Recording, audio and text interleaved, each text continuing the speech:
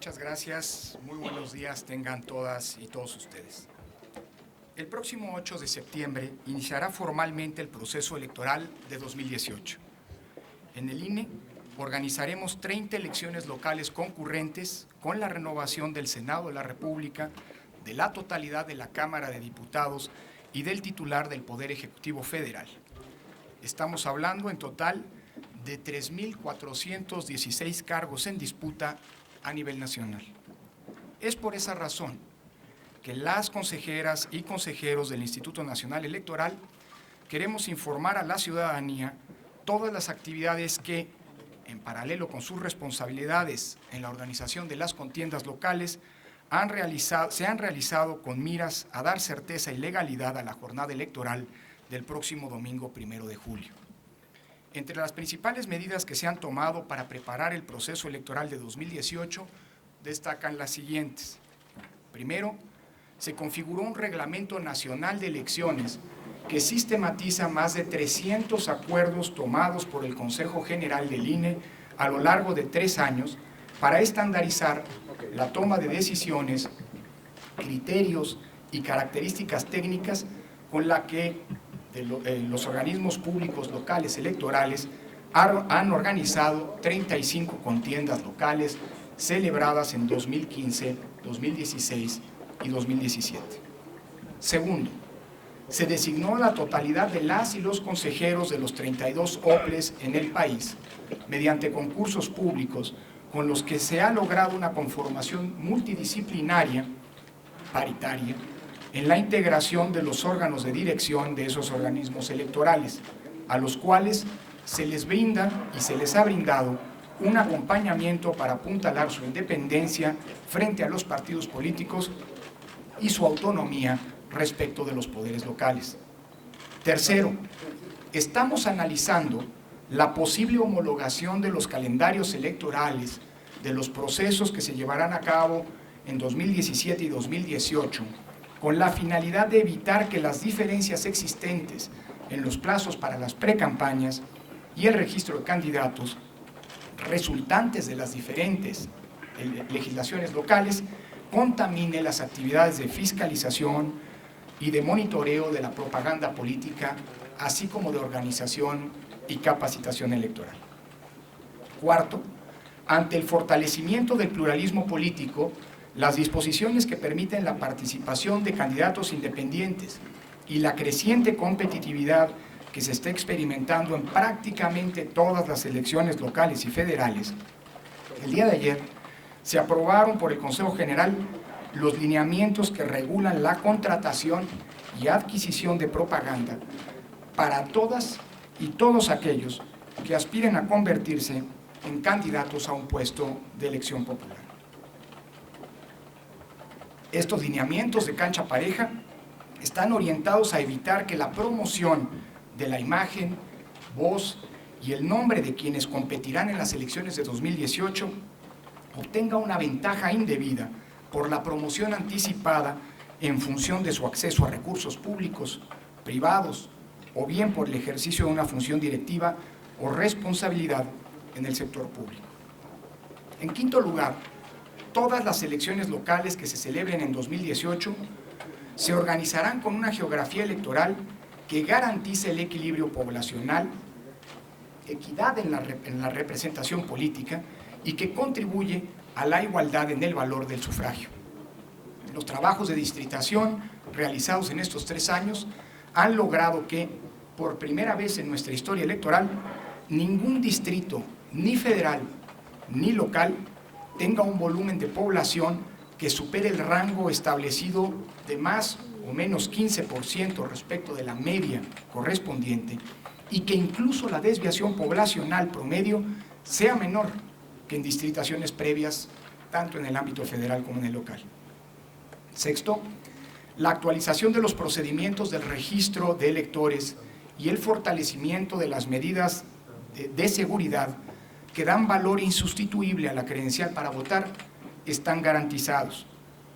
El INE produce y entrega en mano más de 16 millones de credenciales al año y además la ha proporcionado gratuitamente ya a más de 300,000 mexicanos residentes en el extranjero.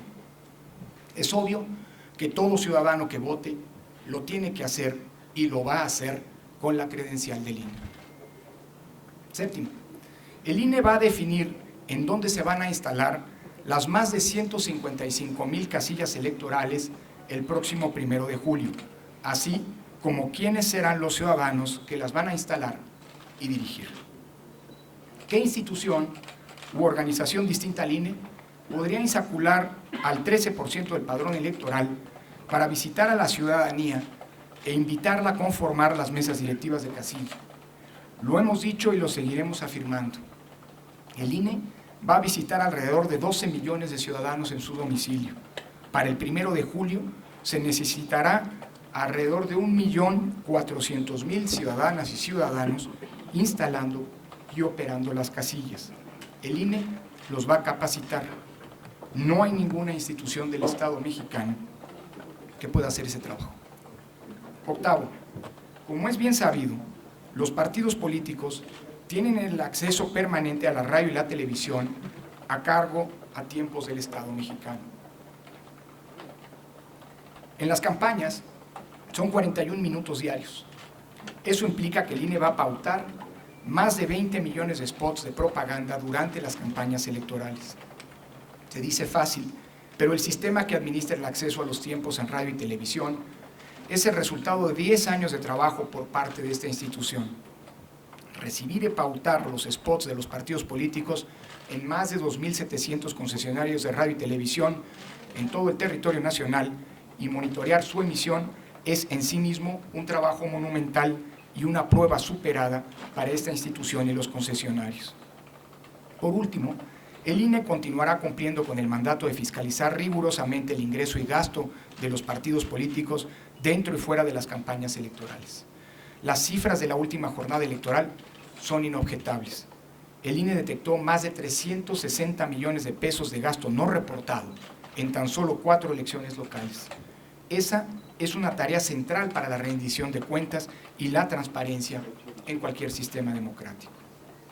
La experiencia acumulada por quienes integran su Consejo General, así como el circuito de colaboración institucional que se ha construido con los soples, con las organizaciones de la sociedad civil, con las instituciones de educación superior, con las instituciones de procuración de justicia federales e incluso con organismos multilaterales y regionales y por supuesto con los órganos de la justicia electoral, son parte del ensamble que este instituto ha edificado de cara a 2018. Los objetivos son claros: fortalecer la integridad de las elecciones, la autoridad del árbitro y garantizar el libre ejercicio del sufragio. Es por todo lo anterior que las consejeras y los consejeros electorales insistimos en subrayar que la correcta organización de las elecciones de 2018 está fundada en 2 pilares: la experiencia y la autonomía de esta institución. Este Consejo General seguirá fortaleciendo el Sistema Nacional de Elecciones porque así lo exige su mandato constitucional.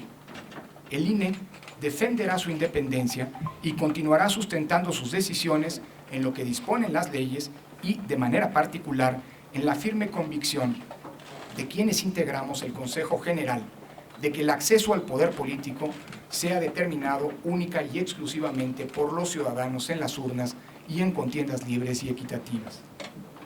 México vive momentos difíciles en materia económica y social que han minado la credibilidad de las instituciones del Estado mexicano, incluyendo al Instituto Nacional Electoral. Sin embargo, existe un consenso nacional en torno a la centralidad de las elecciones en la vida democrática de nuestro país. Elegir democráticamente a quien nos gobierna y a quien toma las decisiones que impactan la vida de millones de mexicanas y mexicanos es un derecho y una responsabilidad crucial para el futuro y la estabilidad política de nuestro país. La paz pública depende, para decirlo sin rodeos, de que tengamos elecciones libres y justas. El INE garantiza ese derecho como lo ha hecho en el pasado y lo seguirá haciendo en el futuro. Muchas gracias. Gracias, consejero presidente.